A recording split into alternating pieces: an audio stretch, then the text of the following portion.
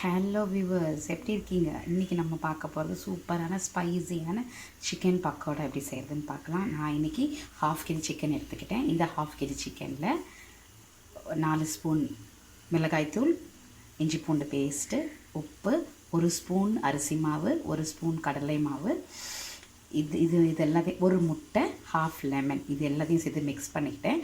இதில் ஒரு ஸ்பெஷல் மசாலா நம்ம என்ன பண்ண போகிறோம் பார்த்திங்கன்னா, இங்கே பாருங்கள், இதில் 7லேருந்து 8 சின்ன வெங்காயம் எடுத்துக்கோங்க, அதாவது சாம்பார் வெங்காயம் எடுத்துக்கோங்க.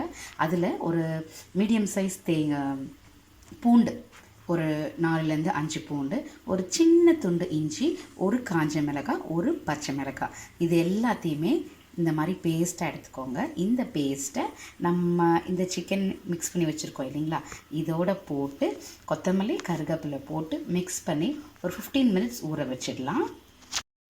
பாருங்கள், சூப்பராக கருவேப்பிலை தூவி மிக்ஸ் பண்ணியாச்சு. அது 15 மினிட்ஸ் ஊறட்டும். இதுக்கப்புறமா நம்ம சூப்பராக பொரித்து சாப்பிடலாம். ரொம்ப ஈஸிங்க.